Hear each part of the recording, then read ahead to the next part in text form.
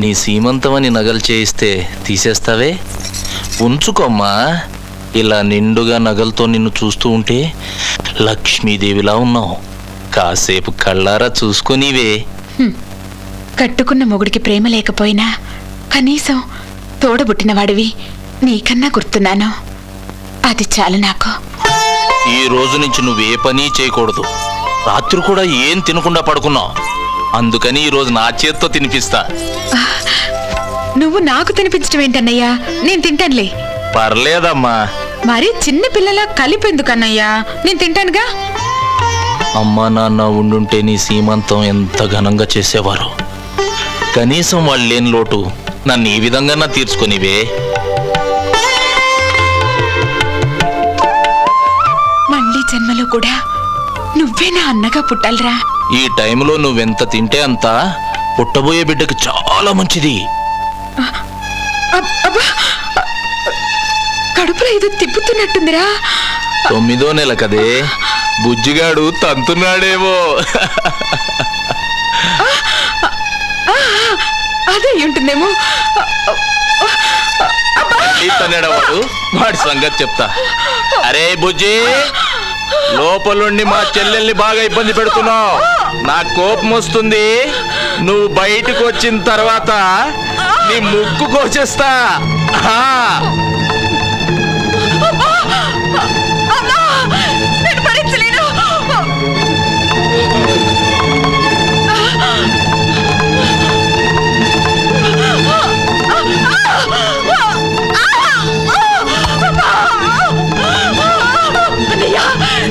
నొప్పి భరించలేకపోతున్నాను.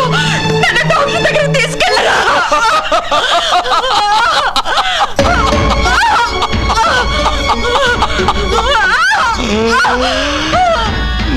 క్షమించవే, నువ్వు తిన్నన్నంలో విషం కలిపానమ్మా.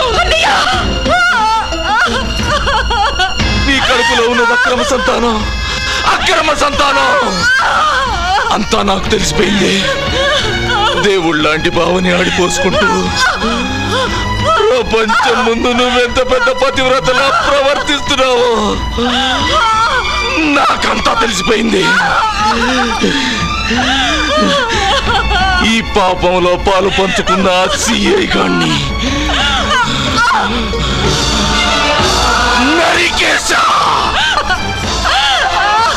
పెళ్లికి ముందే కాలు జారి పెళ్ళైన తర్వాత కూడా నీ తప్పు తెలుసుకోకుండా బావకి నరకం చూపించడం భరించలేకపోయానే.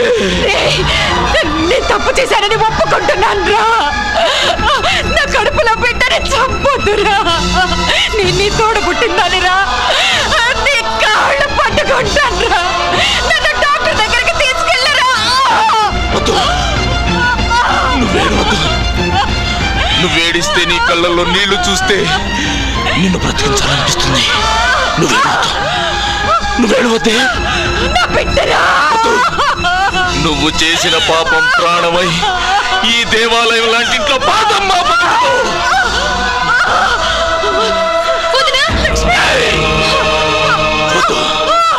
వెళ్ళిపో, వెళ్ళిపో.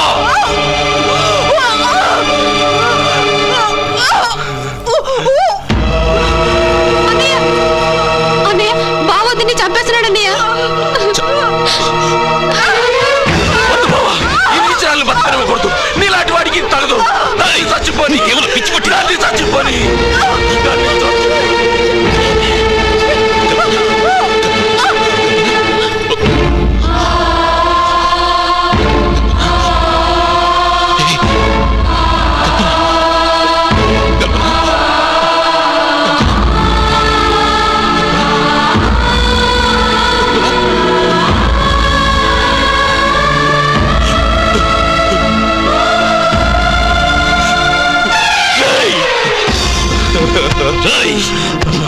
నువ్వు మనిషివా మృగానివా? ఓ నిండు గర్భిణి అన్యాయంగా చంపేశావు కదరా. నిన్నటి దాకా మృగంగానే బ్రతికాను. ఈ రోజు ఈ పాపాన్ని చంపి మనిషినయ్యాను బావా, మనిషినయ్యాను. పరమశివుడి పక్కన పార్వతి ఉండాలి గాని ఇలాంటి పాపిష్టి ఉండకూడదు. అందుకే చంపేశాను బావా. ఇన్నాళ్ళు మా నాన్న చావు కారణం నువ్వనుకొని నోటికొచ్చినట్టు వాగాను. క్షమించు బావా. నువ్వు చాలా గొప్పడివి, నువ్వు చాలా గొప్పడివి, నువ్వు చాలా గొప్పడివి బావా.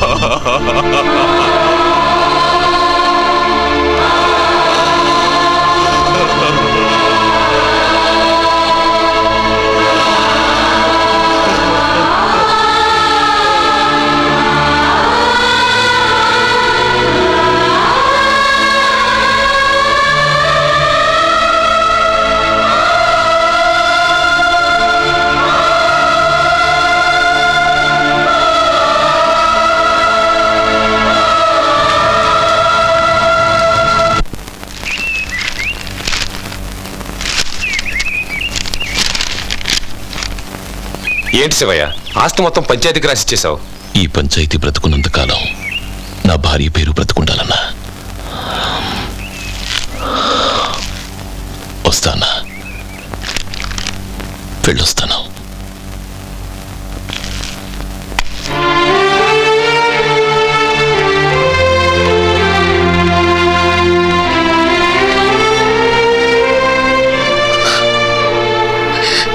ఇంత గొప్ప మనసున్న శివయ్య మీద తిరగబడి మేమెంతో తప్పు చేశాం.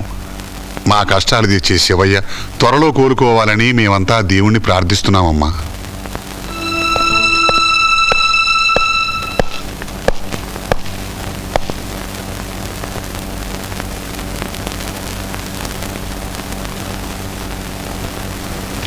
సంతకం పెట్టి శివయ్య. ఏమిటిది? షాపుల వాళ్ళ దగ్గర నుంచి అన్యాయంగా డబ్బు కొట్టేసి మోసం చేసిన ఆ పెద్దయ్య మీద, నీ చెల్లెల్ని రేప్ చేసినందుకు, ఆ పూర్ణగాడి మీద, నీ మీద మర్డర్ అటెంప్ట్ చేసినందుకు, జ్యోతి వాడి గ్యాంగ్ మీద కేసు బుక్ చేశాను. వీటి మీద నువ్వు సంతకం చేస్తే వాళ్ళని అరెస్ట్ చేసి ఉరిశిక్ష పడేలా చేస్తాను. అక్కర్లేదు శివయ్య, కోర్టులో నీకు న్యాయం జరిగేలా నేను చూస్తాను. నాకు ఎలాంటి న్యాయం జరుగుతుందో నాకు బాగా తెలుసు. నేను చెప్పేది విను శివయ్య. నా చెల్లెలు రేప్కి, నా మీద జరిగిన హత్యా ప్రయత్నానికి జ్యోతికి ఇంకెలాంటి సంబంధము లేదు.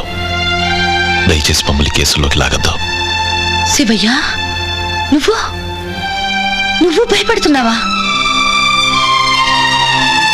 మబ్బుల్ని చూసి సూర్యుడు దాక్కుంటే ఈ లోకం చీకటైపోతుంది శివయ్య. నీలాంటి వాడు కూడా ఇలాంటి రౌడీలకి, గూండాలకి భయపడితే? రోజా, నువ్వేని చెప్పినా నేను వాళ్ళ మీద కేసు పెట్టను.